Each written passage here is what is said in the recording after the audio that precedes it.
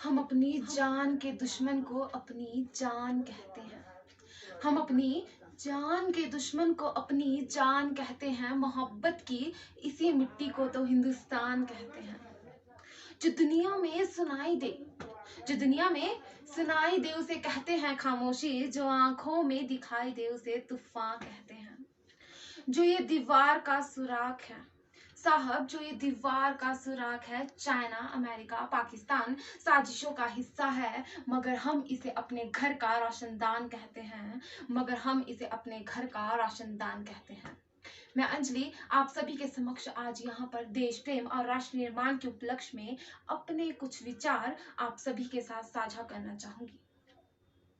आजादी, आजादी का असली मतलब वही समझ सकता है जिसने कभी गुलामी की हो।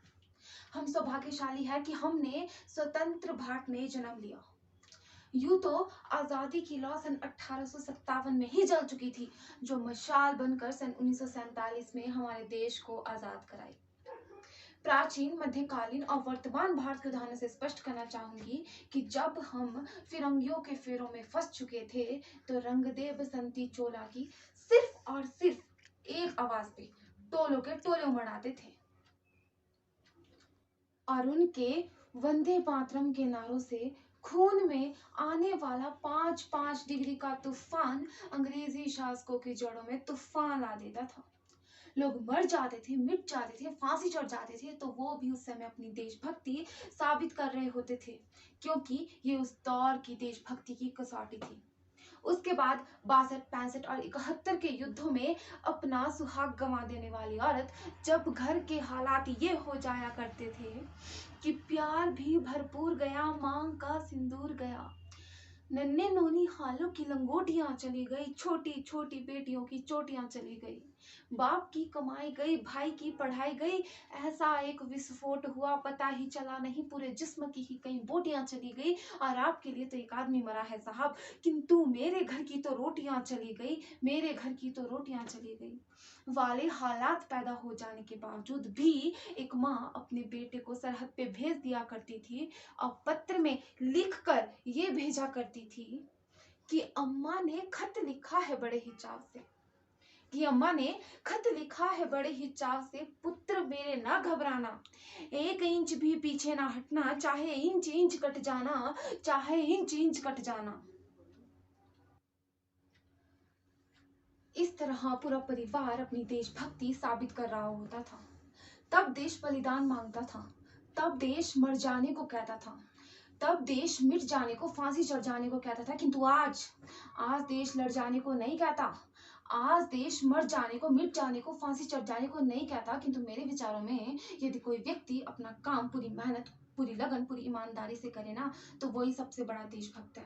मैं नहीं मानती कि फेसबुक और व्हाट्सएप की डीपी को 3 रंग में रंगना ही देशभक्ति है, और यदि आप कहेंगे कि साल में हाथ में 2 बार तिरंगा ले लेना देशभक्ति है, तो मैं पूछना चाहूंगी कि फुटपाथ पे खड़ा वो बच्चा ट्रैफिक की छांव में नंगे पांव में जब तिरंगा बेच रहा होता है, तो क्या आप उसे उसकी देशभक्ति कहेंगे?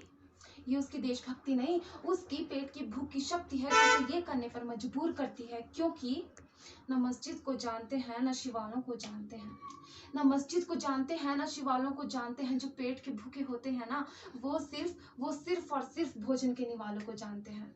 अपने देश, अपने राष्ट्र, अपने वतन के लिए समर्पण का भाव है देशभक्ति।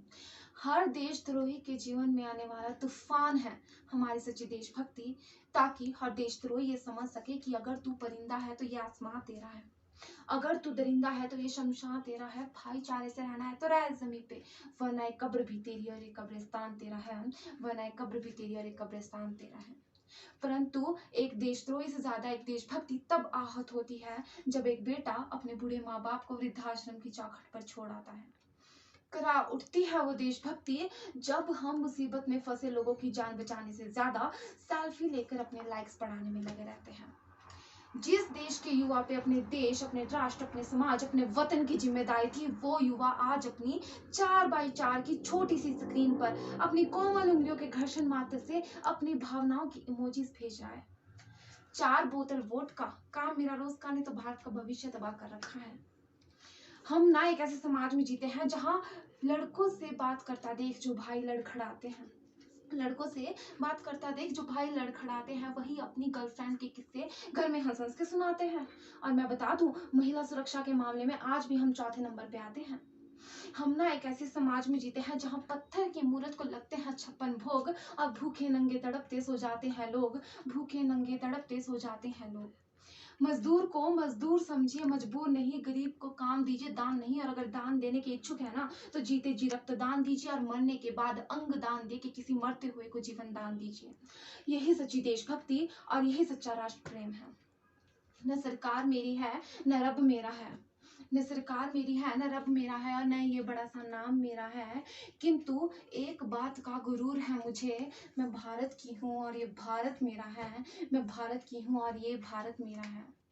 परंतु एक शैक्षणिक बीमारी मुझे मेरे समाज में नजर आती है। कहा जाता है कि हम दुनिया के सबसे बड़े लोकतांत्रिक हैं, जहाँ हिंदू पैदा होते हैं, मुस्लिम, सिख और ईसाई भी पैदा होते हैं, किंतु बदकिस्मती से अब इंसान पैदा नहीं होते। और मेरे विचारों में ना हिंदू की जरूरत है, ना मुसलमान की जरूरत है। राष्ट्र निर्माण के लिए केवल अच्छे इंसान की जरूरत है, केवल अच्छे इंसान की जरूरत है। जरा सोच के देखिए, ये पेड़ पौधे शाखाएं भी परेशान हो जाएं अगर परिंदे हिंदू और मुसलमान हो जाएं। एक शैक्षणिक बीमारी भी मुझे मेरे समाज में नजर आती है। और बड़े ही आश्चर्य की बात है कि जिस देश ने पूरी दुनिया को तक्षशिला और अनालंदा देके विश्वविद्यालय शिक्षा की बुनियाद रखी, आज विश्व के 100 सर्वश्रेष्ठ विश्वविद्यालयों में हमारा एक भी विश्वविद्यालय खड़ा नहीं हो पाता। जहां एक और हमारे पास IIT, IIM, NIT जैसे शिक्षक संस्थान है, वहीं दूसरी ओर बेरोजगारी की जमात में खड़ा करने के लिए हमारे हाथों में सर्व शिक्षा अभियान का झुंझुना पकड़ा दिया जाता है। और मैं बता दूं, इस शैक्षणिक बीमारी का केवल एक कारण वो ये कि हमारे देश की शिक्षा नीति केवल 2 तरह के लोगों के लिए बनती है। पहले वो जो विद्वान हैं, और दूसरे वो जो धनवान हैं। इसी तरह की कई गजब की बीमारियां मेरे देश में, और इन बीमारियों की जो जड़ है ना, वो हमारा अंधविश्वास। और मेरे विचारों में जब तक इस देश का युवा मंदिरों में जा जाकर नारियल फोड़ फोड़ के भगवान को रिश्वत लगाता रहेगा, हमारे समाज का शिक्षित वर्ग ही बिल्ली के रास्ता काटने पे खड़े हो जाना, अपने धर्म अपनी जाति को ऊंचा मान के दूसरों की धर्म की अवहेलना करता रहेगा, तब तक हमारा राष्ट्र निर्माण संभव नहीं हो पाएगा। हमारा राष्ट्र निर्माण तब संभव होगा जब इस देश में महिलाओं की पूजा नहीं, उनकी इज्जत की जाएगी। हमारा राष्ट्र निर्माण तब संभव होगा जब हम जाति के आरक्षण पे नहीं, बल्कि सामाजिक सशक्तिकरण पे बात करेंगे। हमारा राष्ट्र निर्माण तब संभव होगा जब स्वच्छता अभियान में केवल सरकार नहीं, बल्कि सड़क पे चलने वाला हर एक नागरिक हाथ बंटाएगा, स्वच्छ भारत, स्वस्थ भारत को दिल से अपनाएगा। असल मायने में हमारा राष्ट्र निर्माण तब संभव होगा जब एक सरकारी स्कूल का बच्चा सरकारी स्कूल की चौखट पे मध्याह्न भोजन के लिए नहीं, बल्कि ज्ञान अर्जन के लिए कदम रखेगा। और हमारा राष्ट्र निर्माण तब तक संभव नहीं हो पाएगा जब तक एक व्यक्ति नैतिक रूप से स्टिंग, चारित्रिक रूप से भ्रष्ट, मानसिक रूप से दिवालिया, धार्मिक रूप से अंधा, राजनीतिक रूप से गंदा, स्वैच्छिक मान मूल्यों के आंकड़ों में चिन्ह क्षीण पाबंदमयी अखंड भारत को खंड खंड करता रहेगा, तब तक हमारा राष्ट्र निर्माण संभव नहीं हो पाएगा। बड़ी बड़ी बातें नहीं, छोटी छोटी कोशिशें करनी पड़ेगी, क्योंकि ठोकर हमें पहाड़ से नहीं पत्थरों से लगा करती है। I being an Indian, I being a student, I being a symbol daughter of this mother and feel proud to be an Indian। और मैं सैल्यूट करना चाहूंगी भारत की सरहद पे खड़े हर उस नौजवान को, इस देश की पुलिस प्रशासन और किसान को, और इस देश के हर उस व्यक्ति को जो अपना काम पूरी मेहनत, पूरी लगन, पूरी ईमानदारी से करते हैं, जिनके बिना राष्ट्र निर्माण की कल्पना करना भी असंभव सा लगता है। मैं भारत की बेटी आज यहाँ कहती हूँ कि हमारा राष्ट्र निर्माण तब संभव होगा जब मैं, आप, हम सब मिलके हाथ बंटाएंगे, क्योंकि हमारे देश की जिम्मेदारी नहीं है हम सबको आगे ले जाने की, हमारी जिम्मेदारी अपने देश, अपने राष्ट्र, अपने वतन को आगे ले जाने की। तो अंत में मैं आप सभी से सिर्फ इतना ही कहना चाहूंगी, मेरा हिंदुस्तान महान था, महान है, महान रहेगा। मेरा हिंदुस्तान महान था, महान है, महान रहेगा। होगा हौसला सबके दिलों में बुलंद, तो एक दिन पाकिस्तान भी जय हिंद कहेगा। अरे पाकिस्तान ही क्यों, सारा जहां जय हिंद कहेगा, क्योंकि सारे जहां से अच्छा हिंदुस्ता हमारा, सारे जहां से अच्छा हिंदुस्ता हमारा। हम बुलबुलें हैं इसकी, ये गुलिस्तान हमारा, ये गुलिस्तान